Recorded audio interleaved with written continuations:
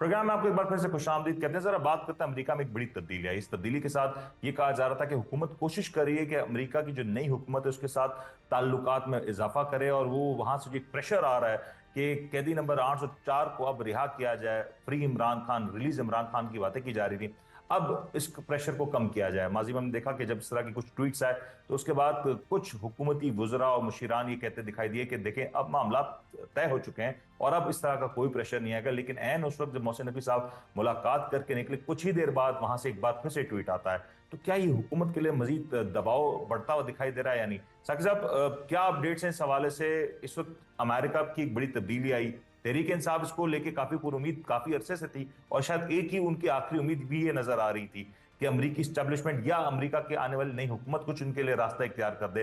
अब क्या होता हुआ दिखाई दे रहा है? देखिए, यकीनन जिन फर्म्स को पीटीआई जो है वो एक अरसे से इस्तेमाल कर रही है वहाँ पे लॉबिंग के लिए और कंसल्टेंसी के लिए, वो यकीनन बड़ी मौसर हैं और बड़ी एक अच्छे प्लान के साथ जो है वो काम कर रही हैं। और उन्होंने अपने वहाँ के जो बाअसर हल्के हैं उन्हें भी अपने एक चुंगल में कह लें, अपने एतमाद में लेने में जो है वो किसी हद तक कामयाब हुए हैं। रूटीन में आप देखते हैं कि किसी अमेरिकन या किसी सुपर पावर सो कॉल्ड किसी के सेनेटर या किसी बड़े ओहदेदार का जो है वो ट्वीट आ जाना किसी के हक में, ये बड़ा मानी रखता है। हम्म। और अगर जब उसके ऊपर आप तनकीद करते हैं तो वो रीट्वीट करके फिर वही ट्वीट ऐसे ही मौकफ का इजहार करे, जैसे माजी के अंदर भी हुआ और अभी भी हमें नजर आता है।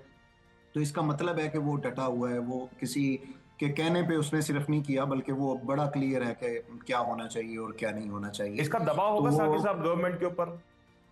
गवर्नमेंट पे तो यकीनन दबाव ऑलरेडी दबाव में है, तो वो मुज़ाकरात की तरफ गई है, वरना तो ये भी दबाव के चक्कर में नहीं थे और मुलाकातों के चक्कर में नहीं थे। एक अहम मुलाकात आप जिसका आप जिक्र शायद हम मोदी रिकॉर्ड ना कर सके, वो भी इसी की कड़ी का बज़ाहिर नजर आती है, जिसे मुख्तलिफ और वजूहात जो है वो दी जाती हैं या नाम दिया जाता है। और पीटीआई खुद पहले नहीं मान रही थी और अब वो मानने के लिए तैयार है।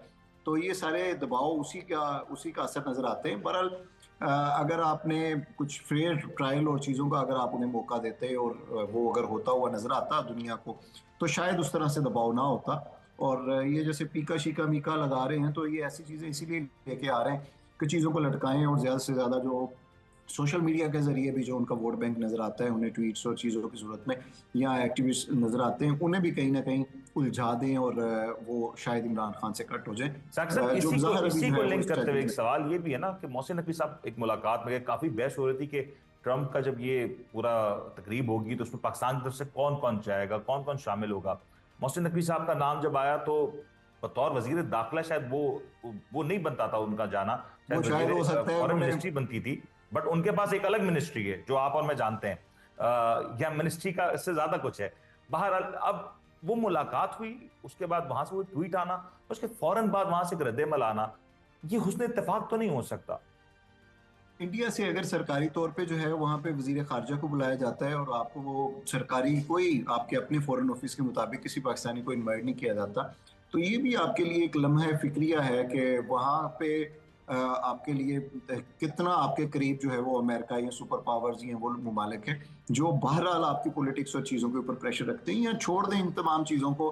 जब हम्म। आपने भीख मांगनी होती है तो अमेरिका का वोट या आईएमएफ को कह देना या फोन कर देना या उसका आपके हक में बोलना या ट्वीट कर देना, ये बड़ा मानी रखता है। वरना आपके लिए आपके बकौल के जी हम डूब रहे हैं और चीजें हैं और हमें और तरफ या दिवाली की तरफ खुदा न खास्ता जाना पड़ेगा, तो वो अहम है। तो ऐसे में आपको अपनी खारजा पॉलिसी को रिव्यू करने की जरूरत है। और वो शख्स जो वहां पे गया वो हमारे लिए काबिल एहतराम है, दोस्त हैं, भाई हैं। लेकिन बहरहाल उनका जाना उस तरह से नहीं बनता था। लेकिन शायद उन्हें भी पता है बात करने वालों के को कि मैंडेट किसके पास है और किसके जरिए बेहतर पैगाम पहुंच सकता है और कौन मिडल मैन का किरदार बेहतर अदा कर सकता है, ताकि वो कुछ बीच वाली बात जो है वो जो इमरान खान की रिहाई के हवाले से है या पीटीआई के हवाले से है या जो मखसूस अदालतों के अंदर जो जिन लोगों के केसेस चल रहे हैं उसके ऊपर जो उनके तहफ़्फ़ुज़ात हैं उस हवाले से है, तो उससे कौन शख्स जो है वो दूर कर सकता है। लेकिन फौरी बात ऐसे ट्वीट आना, ये शायद मुमकिन है कि उन्होंने भी कोई तवक्को ना की हो। लेकिन बहरहाल ये फिर इशारे जो है वो बढ़ते हुए दबाव और की साकिब तरफ साहब, करते इसके हैं साथ दूसरी एक चीज तरफ। और भी जोड़ लेते ना। फौरी बाद ये ट्वीट आना, उसके फौरी बाद जेल से पैगाम आना कि अब मुज़ाकरात नहीं होंगे, मुज़ाकरात के दरवाजे बंद कर दिए गए हैं।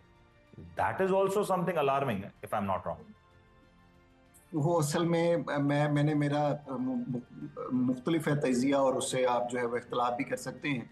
जिस दिन इनके खिलाफ केस आया था, ये मनी लॉन्ड्रिंग, ये भी जो है मिलियंस ऑफ डॉलर्स वाला, तो मैंने उसमें भी अपना यही कहा था कि ये मुझे बज़ाहिर लगता है कि उन्हें कोई रास्ता दिया जा रहा है, और उनके ऊपर एक बड़ा एहसान कर दिया गया है कि देखा, 14 साल थे और हमने आपको छोड़ दिया है। तो मुझे अभी भी वैसा ही को मामला नजर आता है।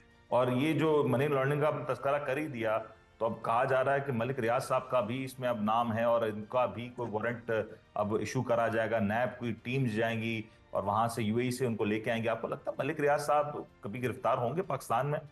अभी ऐसा त्यारा बना नहीं है जिसके ऊपर वो वापस आए इनके हथकड़ियों समेत, और अल्लाह करे ऐसा को बन जाए, और तमाम कवानीन जो कामरान साकी के ऊपर नाफिज होते हैं वो इन बड़े लोगों और टाइगोन्स के ऊपर भी हों।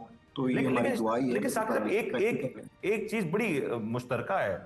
आप देखिए, जब भी मलिक रियाज साहब का नाम आता है तो ट्वीट आती है कि बहुत सी बातें वो बयान कर देंगे, बहुत से राज वो खोल देंगे।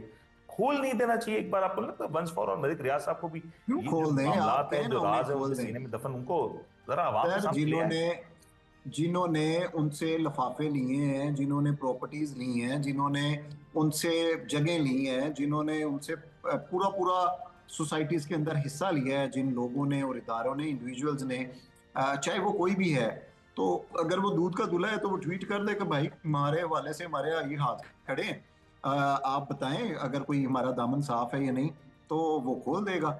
अगर वो कोई कह ही नहीं रहा और डर के बैठा है और वो चीजों पे वो दबाव में है, तो वो क्यों बेचारा गएगा? उसने तो डराना ही ना कि मैं खोल दूंगा। अब क्यों खोल दे? वो भरम एक दफा तोड़ दे सारा, वो क्या करे?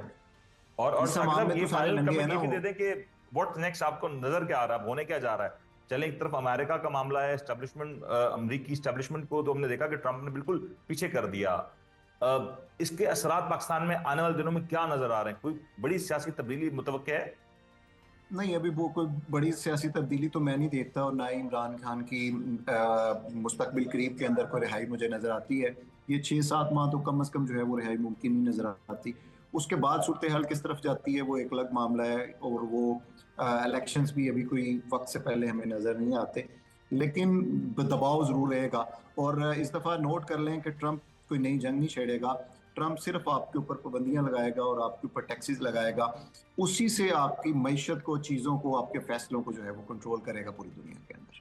बहुत बहुत शुक्रिया कामरान साकिब साहब हमारे साथ ज्वाइन कर रहे थे और मुख्तलिफ मौजूद के ऊपर आज हमने गुफ्तगू की। उम्मीद करते हैं आपको आज का प्रोग्राम पसंद आया होगा। अपनी कीमती राय का इजहार जरूर कीजिएगा। अपना ख्याल रखिएगा। अल्लाह हाफिज़।